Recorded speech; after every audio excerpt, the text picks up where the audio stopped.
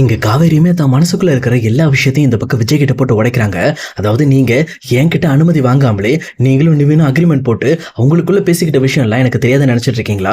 நீங்க எவ்வளவு தைரியம் இருந்தா என்ன ஒரு பொண்ணா மதிக்காம இந்த மாதிரி நீங்க ஒரு அசட் மாதிரி என்ன மீன் பண்ணி இப்படி பேசியிருப்பீங்க அப்படின்ற மாதிரி ரொம்பவே டென்ஷனோட பேசிட்டு இருக்காங்க. இதை கேட்ட விஜயுமே, இங்க பாரு காவேரி, அப்ப இருந்த சூழ்நிலையில உனக்கு எந்த பிரச்சனையும் வந்துடக்கூடாதுங்கிறதுக்காக தான் நான் அப்படி பேசினேன், என்னை மன்னிச்சிரு, நான் அப்படி பேசினதுக்கு என்ன மன்னிச்சிரு அப்படின்ற மாதிரி இங்க விஜயுமே காவேரி கிட்ட மன்னிப்பு கேட்டுட்டு இருக்காங்க. அப்போ காவேரியுமே, இங்க பாருங்க, இதெல்லாம் நினைச்சுதான் எங்க வீட்டுல எங்க அம்மா ரொம்பவே பயந்துகிட்டு இருக்காங்க. நீங்க ரொம்பவே எங்க அம்மாவை பயமுறுத்திட்டு இருக்கீங்க. சம்மந்தம் இல்லாம எல்லா விஷயத்திலயும் நீங்க அதிக பிரச்சனைத்தனமா பண்ற ஒவ்வொரு விஷயமும் அவங்களுக்கு ரொம்பவே பயத்தை வர வைக்குது. ஏன்னா நீங்க எப்பவுமே ஒரே நிலையில இருக்கிற மாதிரி தெரியல. அவங்களுக்கு உங்க மேல நம்பிக்கை வர்றதுக்கு நீங்க இன்னுமே நல்ல விஷயமா எதுவுமே பண்ணல அப்படின்ற மாதிரி இந்த பக்கம் காவேரி எடுத்து சொல்லிக்கிட்டு இருக்காங்க. அதே நேரத்துல விஜயுமே, இங்க பாரு காவேரி, தயவு செஞ்சு நான் சொல்றதை கேளு. என் லைஃப்ல இதுக்கு முன்னாடி நான் எப்படி இருந்தேன் அப்படிங்கறதெல்லாம் நீ பார்க்காத. கண்டிப்பா இதுக்கு முன்னாடி நான் உன் மேல ஈர்ப்பு இல்லாம இருந்திருக்கேன். ஆனா அதுக்கப்புறம் உன்னை பத்தி புரிஞ்சுக்கிட்டு உன்னை முழுசா லவ் பண்ண ஆரம்பிச்சிட்டேன். இப்போ என் லைஃப்ல நீ இல்லாம என்னால இருக்க முடியாது. கண்டிப்பா என் லைஃப்க்கு நீ வேணும் காவேரி. நீ இல்லைன்னா கண்டிப்பா என் லைஃப்ல நான் சந்தோஷமாவே இருக்க முடியாது அப்படின்ற மாதிரி அவருமே காவேரி கிட்ட பேசிக்கிட்டு இருக்காங்க. அதே நேரத்துல இன்னொரு பக்கம் இங்க காவேரியோட வீட்டுல சாரதாவுமே கங்கா கிட்ட, என்னாச்சு, நான் சொன்ன மாதிரி காவேரி அவனை இழுத்துட்டு மறுபடியும் அங்க இருந்து கிளம்பிட்டாளா? நான் சொன்னதுக்காக அவ என்னெல்லாம் விட்டுட்டு மறுபடியும் இங்க விஜய் கூட போய் சேர்ந்துட்டாளா அப்படின்ற மாதிரி கொஞ்சம் கோவப்பட ஆரம்பிக்கிறாங்க. ஆனா இதை பார்த்துட்டு இருக்கிற கங்காவுமே, அம்மா நீ இப்படி தப்பா நினைச்சிட்டு இருக்காத, அவ பேசிட்டு வருவாமா, நீ கொஞ்சம் அமைதியாரு அப்படின்ற மாதிரி அவங்களுமே சாரதாவை சைலண்ட் பண்ண பாக்குறாங்க. ஆனா அதே நேரத்துல இன்னொரு பக்கம் சாரதாவுமே, இல்லடி, நீங்க சொல்றதெல்லாம் நம்ப முடியாது, நீங்க யாருமே என் பேச்சை கேட்டு எந்த ஒரு விஷயமும் பண்ணல தானே, உங்க விருப்பத்துக்கு தானே எல்லாம் பண்ணிக்கிட்டு இருக்கீங்க. என்னை பார்த்தா உங்களுக்கு எல்லாம் பைத்தியக்காரி மாதிரி தெரியுது. நான் எது சொன்னாலும் அதுக்கு எதிர்மாறா செய்யறதுதானே உங்க வேலை. கண்டிப்பா காவேரி பண்ணிருப்பா, ஏன்னா அவளுக்கு விஜய் மேல இன்னும் லவ் இருக்குல்ல, அதுக்காகவே விஜய் கூட சேர்ந்து போன்னு முடிவு பண்ணிருப்பா அப்படின்ற மாதிரி இங்க காவேரியை பத்தி சாரதா ஒரு பக்கம் பேசிக்கிட்டு இருக்காங்க. அதே நேரத்துல இங்க விஜயோட வீட்டுல டைரக்டா காவேரியுமே, எங்க பாருங்க, இனிமேல் நம்ம ரெண்டு பேரும் ஒன்னா சேர்ந்து வாழணும்னா அதுக்கு எங்க அம்மா மட்டும் தான் முடிவெடுக்கணும். எங்க அம்மா என்ன சொல்றாங்களோ அதை மட்டும் தான் என்னால கேட்க முடியும். எங்க அம்மா முடிவுக்கு மேல என்னால எதையுமே மீறி பண்ண முடியாது அப்படின்ற மாதிரி எங்க காவேரி சொல்றாங்க. அது கேட்ட விஜயமே, எங்க பாரு காவேரி, கண்டிப்பா நீ கவலைப்படாத, நான் அத்தையை நான் சமாதானப்படுத்துறேன், அவங்க கிட்ட நான் பேசுறேன், என் மனசுல இருக்க எல்லா விஷயத்தையும் ரொம்ப ஓப்பனா இப்ப அவங்க கிட்ட சொல்லியிருக்கேன். அதே நேரம் அவங்க நினைக்கிற மாதிரி நான் ஒரு நல்லவனா அவங்க முன்னாடி இருந்து காட்டுறேன். அதுக்கப்புறம் அவங்க என்னை நம்பி கண்டிப்பா உன்னை என் கூட அனுப்புவாங்க அப்படின்ற மாதிரி இங்க விஜயுமே காவேரிக்கு அவங்க ரொம்பவே ஆறுதலா பேசிக்கிட்டு இருக்காங்க. இதை கேட்டுட்டு இருக்க காவேரிக்குமே, நீங்க சொல்றதெல்லாம் நடந்தா நல்லதா இருக்கும், ஆனா எப்படி நடக்க போகுதுன்னு தெரியல அப்படின்ற மாதிரி சொல்றாங்க. ஆனா இதை கேட்ட விஜயுமே, எங்க பாரு காவேரி, என் லைஃப்ல நீ இல்லாம நான் கண்டிப்பா இருக்க மாட்டேன். உனக்காக நான் என்ன வேணாலும் போவேன், எந்த லெவலுக்கு வேணாலும் நான் போவேன். அதனால கண்டிப்பா பாரு, நீ நானும் ஒன்னா சேர்றது உறுதி அப்படின்ற மாதிரி அவங்களுக்கு காவேரி கிட்ட ரொம்பவே உறுதியா பேசிக்கிட்டு இருக்காங்க. அதுக்கப்புறம் காவேரியுமே எதுவுமே பேசாம அங்கிருந்து வெளியில போயிடுறாங்க. அப்ப கரெக்டா இங்க சாரதாவும் அவங்க வீட்டை விட்டு வெளியில வரும்போது காவேரி அங்கிருந்து வெளியில போறாங்க. அப்ப கரெக்டா காவேரி கிட்ட, நில்றி, அந்த பையனை போய் பார்த்து பேச போனல, என்ன முடிவு பண்ணியிருக்க? அந்த பையன் கூட இந்த வீட்டை விட்டு போறியா, இல்ல இந்த பையன் பண்ணிட்டு இருக்க மாதிரி மறுபடியும் நீங்க ரெண்டு பேரும் தனித்தனியா இருந்து என்ன தொந்தரவு பண்ண போறீங்களா அப்படின்ற மாதிரி கேட்கறாங்க. ஆனா இன்னொரு பக்கம் காவேரியுமே, இங்க பாருமா, என் லைஃபை பொறுத்த வரைக்கும் இது வரைக்கும் நிறைய முடிவுகள் நான் எடுத்திருக்கேன். ஆனா இதுக்கு மேல என் லைஃப்ல நல்லதோ கெட்டதோ எந்த முடிவா இருந்தாலும் நீ எடுத்துக்கமா, எனக்கு இதுக்கு சம்மந்தம் இல்ல. நீ சரின்னு சொன்னா மட்டும்தான் இங்க இருந்து நான் கண்டிப்பா விஜய் கூட போவேன். மத்தபடி நான் விஜய் கிட்ட போகவே மாட்டேன். அது மட்டும் இல்லாம விஜய் மேல எனக்கு லவ் இருக்கிறது உண்மைதான், ஆனா உன் சம்மதம் இருந்தா மட்டும்தான் என் லைஃப்ல நான் விஜய் கூட வாழ்வேன் அப்படின்ற மாதிரி சொல்லிட்டு அவங்களுமே உள்ள போயிடுறாங்க. இதை பார்த்துட்டு இருக்க விஜயுமே காவேரி சொன்ன விஷயத்தை யோசிச்சு பார்த்துட்டு, அப்ப கண்டிப்பா அவ சொன்ன மாதிரி இங்க நம்ம எப்படியாவது அத்தையோட மனசை மாத்தி ஆகணும், நம்மளை பத்தியான இருக்கிற தப்பான அபிப்பிராயத்தை நம்ம மாத்தணும் அப்படின்ற மாதிரி அவங்களுமே ரொம்பவே முடிவோட இருக்காங்க. அதே நேரம் இந்த விஷயத்தை பத்தி தாத்தாட்ட சொல்லிடலாம் அப்படின்னு சொல்லிட்டு அவங்களும் ஒரு பக்கம் தாத்தாக்கு கால் பண்ணி இந்த பக்கம் காவேரி தன்னை பார்க்க வந்ததாகவும் தாங்கிட்ட பேசின விஷயத்த பத்தியும் சொல்றாங்க. இது கேட்டு தாத்தாவுமே ரொம்பவே சந்தோஷத்தோட, பரவாயில்லப்பா, நீ அங்க போய் இருந்து அவங்களுக்கு தொந்தரவு கொடுத்துட்டு இருக்கோன்னு நான் நினைச்சேன், ஆனா ஒரு வழியா நீ பண்ற விஷயங்கள் எல்லாமே கொஞ்சம் கொஞ்சமா காவேரியை உன் பக்கம் வர வச்சிட்டு இருக்கு. ஆனா இந்த விஷயத்தையும் பயன்படுத்தி ரொம்பவே அதிக அட்வான்டேஜ் எடுத்துக்காதப்பா. நீ முதல்ல சாரதாவை பத்தி தெளிவா புரிஞ்சுக்கணும். சாரதா எப்பவுமே அவங்களோட தன்மானத்துல ரொம்ப உறுதியா இருப்பாங்க. அதனால எந்த ஒரு காரணத்தை கொண்டும் சாரதாவை ரொம்பவே கோவப்படுத்திடாத. அவங்க கிட்ட ரொம்பவே சாஃப்டா நடந்துக்க.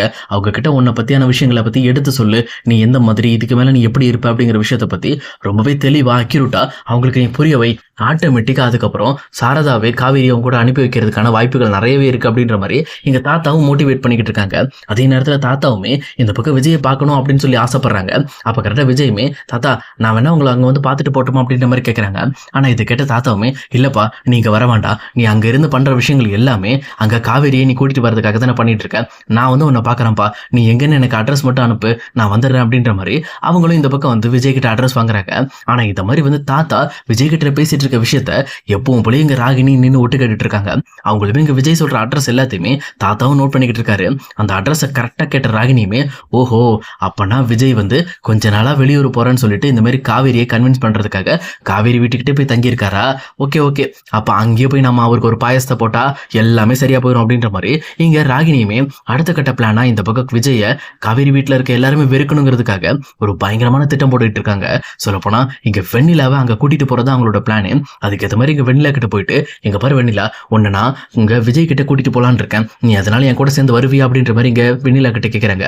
அப்ப வெண்ணிலாவும், ஆமா என் விஜய் எங்க இருக்காங்க, என் விஜயை நான் பார்த்து ரொம்ப நாள் ஆச்சு, என் விஜயை நான் பார்க்கணும் அப்படின்ற மாதிரி அவங்களுமே ராகினி கிட்ட விஜயை பத்தி சொல்லி பயங்கரமா துடிக்க ஆரம்பிக்கிறாங்க.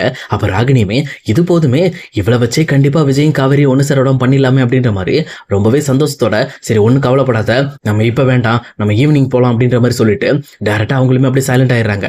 அதே நேரம் இன்னொரு பக்கம் எங்க தாத்தாவுமே டைரக்டா விஜயை பாக்குறதுக்காக அந்த வீட்டுக்கு போறாங்க.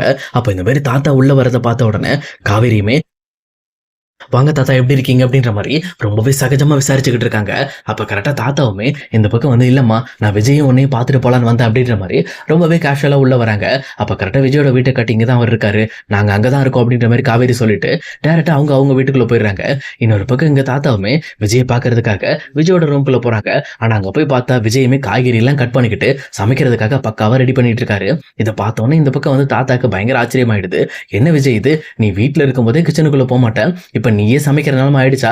சரி சரி, உன் ஒய்ஃபுக்காக இதெல்லாம் பண்ற அப்படின்னா கண்டிப்பா நல்ல விஷயம் தான், எல்லாத்தையும் தெளிவா கத்துக்க அப்படின்ற மாதிரி இந்த பக்கம் விஜய் கிட்ட ரொம்பவே கிண்டலாவும் நக்கலாவும் பேசிக்கிட்டு இருக்காங்க. அப்ப விஜயுமே, வாங்க தாத்தா உட்காருங்க சாப்பிடலாம் அப்படின்ற மாதிரி எங்க தாத்தாக்காக சமைச்சு கொடுத்து ஒரு குழம்புன்னு சொல்லி அந்த குழம்பையும் தூக்கி ஊத்திக்கிட்டு இருக்காங்க. ஆனா இதை சாப்பிட்டு இருக்க தாத்தாக்குமே அந்த விஷயம் பிடிக்கல.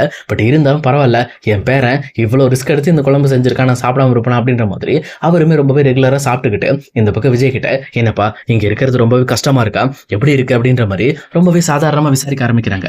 அதே நேரத்துல எங்க விஜயமே, அப்படிலாம் இல்ல தாத்தா, கண்டிப்பா காவேரி என் கூட வந்துருவான்ற நம்பிக்கையில தான் நான் இங்க இருக்கேன். ஏன்னா இப்ப சாரதாவோட மனசுலயுமே நான் கொஞ்சம் கொஞ்சமா இடம் பிடிக்க ஆரம்பிச்சிட்டேன், அதுக்கான வேலைகளை தான் பார்த்துட்டு இருக்கேன் அப்படின்ற மாதிரி அவங்களுமே இந்த பக்கம் தாத்தா கிட்ட சொல்றாங்க.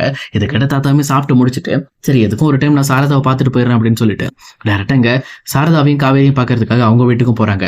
அப்ப சாரதாவுமே, வாங்க உள்ள வாங்க அப்படின்ற மாதிரி இங்க தாத்தாவை கோவப்பட்டு பேசாம ரொம்பவே சைலண்டா உள்ள வர வைக்கிறாங்க. அப்ப உள்ள வந்த உடனே எங்க தாத்தாவுமே விஜயை பத்தி எந்த ஒரு விஷயமும் பேசல, நீங்க எல்லாம் நல்லா இருக்கீங்களா, ஓகேவா அப்படின்ற மாதிரி எப்பவும் போல சாதாரணமா நலம் விசாரிச்சுட்டு அங்கிருந்து கிளம்புறாரு. அப்ப கரெக்டா அங்கிருந்து கிளம்புனதுக்கு அப்புறம் சாரதா கிட்ட அவங்க காவேரியோட பாட்டியுமே, என்ன இது, இந்த மனுஷன் வீட்டுக்கு வந்தாரு, வந்துட்டு எதை பத்தியுமே விசாரிக்காம நம்ம நல்லா இருக்காங்களா அப்படின்னு மட்டும் கேட்டுட்டு அங்கிருந்து கிளம்புறாரு அப்படின்ற மாதிரி சொல்றாங்க. இது கேட்ட சாரதாவுமே, ஆமா ஆமா, ஆல்ரெடி அவருமே மனசுல முடிவு பண்ணி வச்சிருப்பாரு, இங்க விஜய் பண்ணிட்டு இருக்க விஷயத்த யார் நினைச்சாலும் தடுக்க முடியாது, அவனையும் நினைச்சாதான் மாத்த முடியும்னு சொல்லிட்டு தான் அவருமே இந்த விஷயத்த பெருசா எடுத்துக்காம விட்டுட்டு அங்கிருந்து கிளம்புறாரு அப்படின்ற மாதிரி சாரதாவும் பேசிட்டு இருக்காங்க. அதே நேரத்துல இங்க தாத்தா இங்க இருந்து கிளம்பி கொஞ்ச நேரத்துல எப்பவும் போல ராகினி வெண்ணிலாவை கூட்டிட்டு டைரக்டா இங்க விஜயோட வீட்டை பார்த்து வந்துகிட்டு இருக்காங்க. அப்ப கரெக்டா இங்க விஜயுமே எப்பவும் போல கேஷுவலா இங்க மொட்டை மாடியில் நின்று வேடிக்கை பார்த்துட்டு இருக்காங்க. அப்ப கரெக்டா அதே நேரம் இன்னொரு பக்கம் இங்க காவேரி வீட்டுல இருக்க எல்லாருமே அப்பளம் காய போடுறதுக்காக அவங்களும் ஒவ்வொரு பக்கம் இந்த பக்கம் மொட்டை மாடியில அப்பளம் காய போட்டுட்டு இருக்காங்க. அப்ப கரெக்டா ராகினியுமே வெண்ணிலாவை கரெக்டா அந்த வீட்டு முன்னாடி வந்து இறக்கி விட்டுட்டு எதுவுமே தெரியாத மாதிரியும் அங்க இருந்து கார் எடுத்துட்டு கிளம்பிடுறாங்க. ஆனா வெண்ணிலாவுமே மொட்டை மாடியில இந்த பக்கம் விஜய் இருக்கிறத கவனிச்சுட்டு பயங்கர ஷாக் ஆயிட்டு, விஜய் விஜய் நான் தான் வெண்ணிலா, நான் வெண்ணிலா வந்திருக்கேன் அப்படின்ற மாதிரி அடிச்சு பிடிச்சி இந்த பக்கம் விஜயை பார்த்து ஓடி வராங்க. இப்ப மட்டும் இங்க காவேரி குடும்பத்தை முன்னாடி இங்க விஜயை வந்து வெண்ணிலா கட்டி பிடிச்சாங்க அப்படின்னா கண்டிப்பா வந்து மறுபடியுமே சாரதாக்கு இங்க விஜய் மேல இருந்த எல்லா நம்பிக்கையுமே உடஞ்சு போயிடும். அதனால என்னதான் நடக்க போகுது அப்படிங்கறத இனி வர போற எபிசோட்ல கண்டிப்பா பார்க்கலாம்.